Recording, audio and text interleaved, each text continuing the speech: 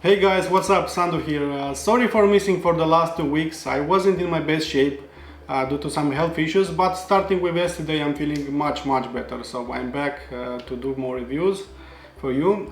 Today I have something unusual a bit for this channel. This is a DAC Headphone Amp combo. It also has a powerful ADC inside. ADC stands for analog to digital converter.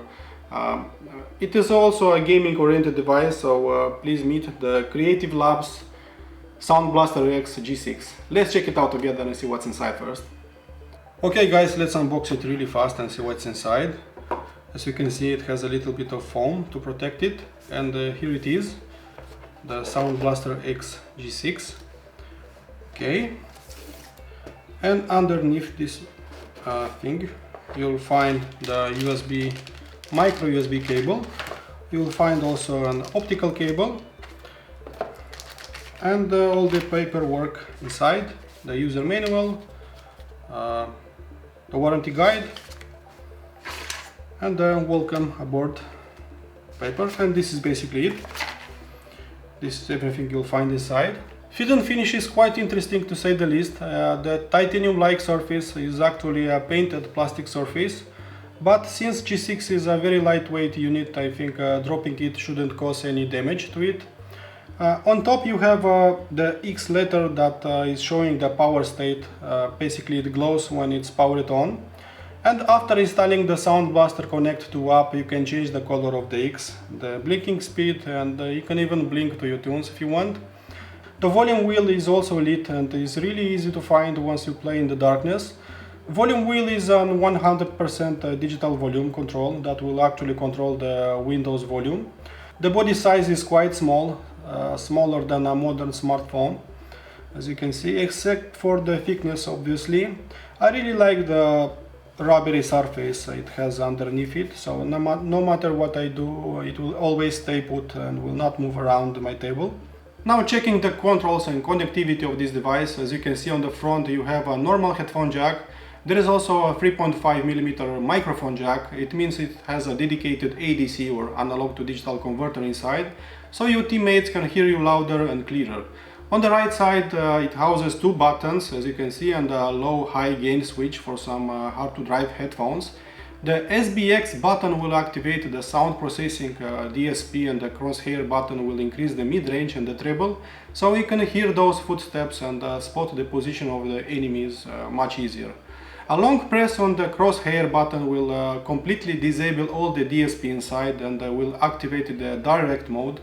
This is the only mode that supports 32-bit PCM files.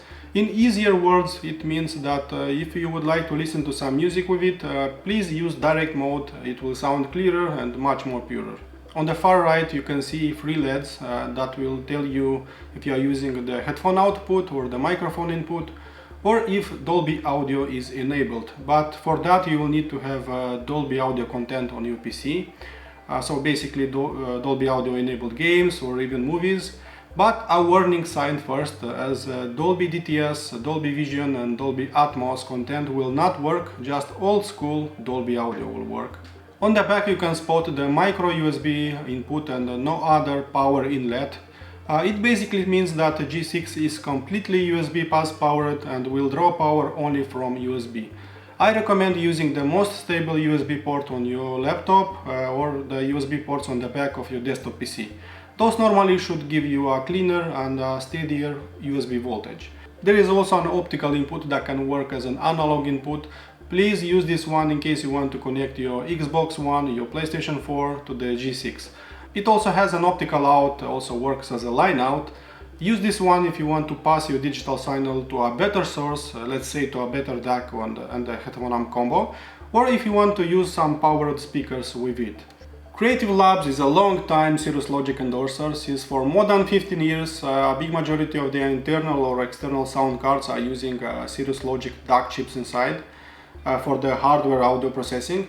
And of course, Sound BlasterX G6 uses an interesting, I think, Cirrus Logic DAC inside.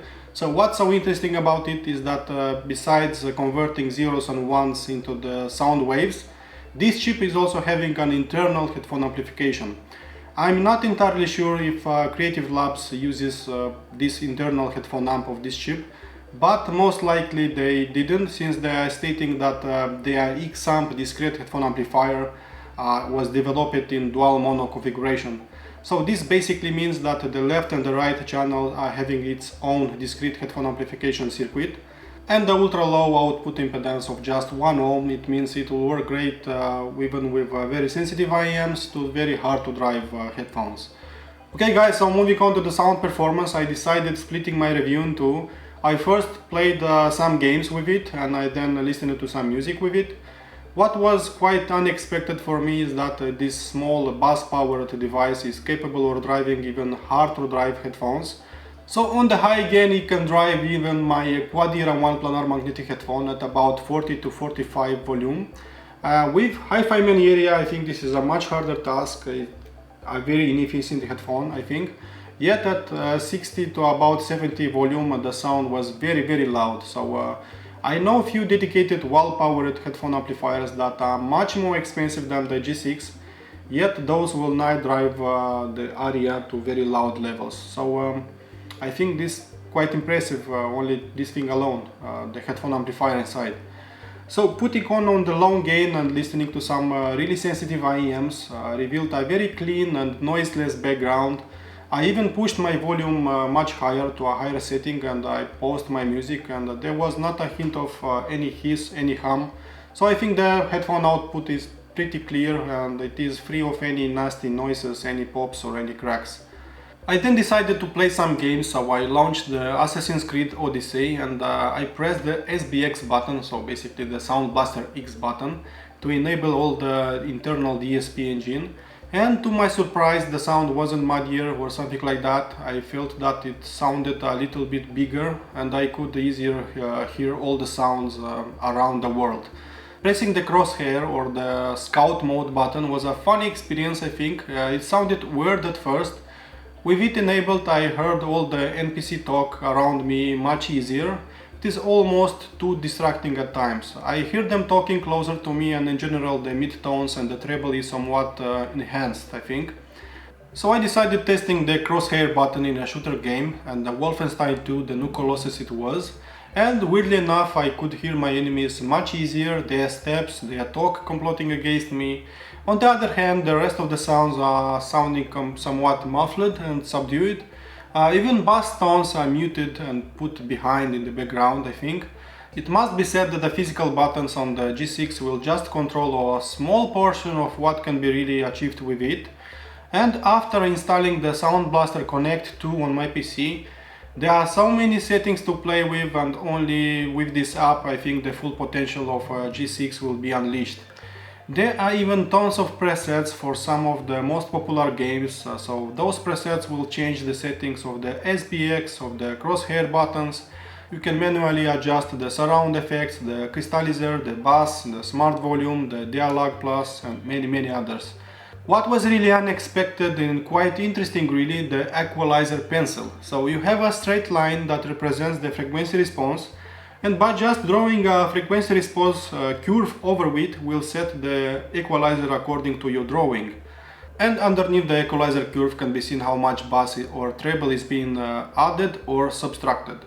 I must add, this app is kind of cool, quite advanced. I never seen something like it. So even expensive audiophile stuff is not coming with cool apps like this one. You can save few presets that are working great with a particular game and other presets for other games. I discovered that my settings for Assassin's Creed Odyssey sounded really weird with Heroes of the Storm, and vice versa. So basically your FPS settings might be completely different compared to your RPG settings and so on. I would recommend the surround setting maximum at 60%. It sounds really weird going more than that, and I personally don't like the smart volume setting. It somewhat kills the dynamic range, and I mean the difference between a low intensity and high intensity sound should be quite big and not a small one. There are even settings for the microphone input. For example, there are noise reduction settings, acoustic echo cancellation and voice enhancer. If you are gaming in a noisy environment, I think all those settings can really help you out, and your teammates of course as well. There is also an interesting voice morph setting just in case you want to scare somebody with an alien voice, with a nerd voice, with a dwarf voice, or even with a demon voice. There are tons of voice more, some of them kind of funny, I think. And the overall impression that G6 left on me is that it sounds pretty clean, much more detailed than the onboard sound cards of my laptop and of my desktop PC. So I think everything is just enhanced to the next level. Probably the coolest thing of the G6 I think is the holography effect it has over the games that I played. So from a simple left to right sound, some games are literally transformed into completely something else. So I have sounds that are coming not only from my left or from my right, but in front of me or behind me as well. So if you want to have a really enveloping experience with your games, I think even audiophile expensive stuff will not sound so 3D and so spread out. So besides sounding around you in a very 3D manner, Creative Labs also somehow enhance the soundstage levels, so everything is just happening farther away from the listener, or should I say from the gamer, and not inside my head somehow. It was very obvious at first listen, and I think only the crosshair button drastically makes the sound much closer to me, so I can hear all those details much easier. So for giggles I decided to listen to some tunes with all the three DSP modes enabled, and not a single one was possible for music listening. I know my tunes very well, and when I'm listening and something sounds off, I either turn the damn thing off or I just don't listen to music at all. So I think it sounds too processed somehow and kind of weird with all the DSP enabled, but I would never listen to music with the DSP enabled, I think.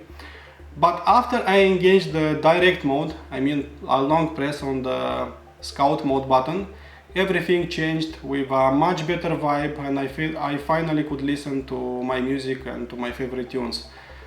Since it is a gaming oriented device, I will not bombard you with audiophile terms that only few of you will understand, but I can tell you that in advance that G6 sounded really good, almost on the same level with the Fuo K5 Pro, and that actually is a very good thing in my book.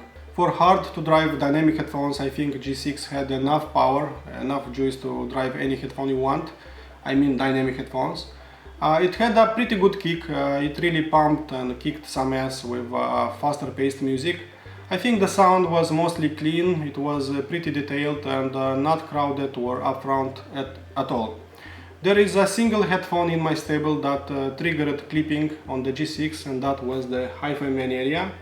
So at more than 70% volume on the G6 and on the high gain, it started clipping a bit and slightly distorting my music. So in its defense, I will tell that Hi-Fi Man area is not your ordinary headphone. It needs gobs of power, and it was designed to work only with a proper desktop headphone amplification that are wall powered. So apart from this case, I think everything else, including the Quad Era 1 headphones or the Sennheiser HD660, sounded pretty amazing. And sincerely, I was quite surprised of how good G6 sounded, even it is a gaming oriented device. It sounded really good with my favorite tunes. My general impression is that G6 boosts a tiny bit the treble area and the mid-bass area as well, to give this impression of clean and powerful sound. Of course, it has a V-shaped frequency response, and this is very apparent with high quality recordings, and even in direct mode it will sound this way. If you are enjoying a V-shaped type of sound, I think G6 will be most likely to your liking. Okay guys, so moving on to the conclusion, I think Creative Labs Sound BlasterX G6 is a worthy addition to any gamer that cares about sound quality as much as about image quality. It is bus powered, of course, and it means it will work with laptops and gaming PCs alike. And in this respect, I think G6 is targeting a much wider audience. And at just $150, I think I see lots of features of this one and not a lot of cons.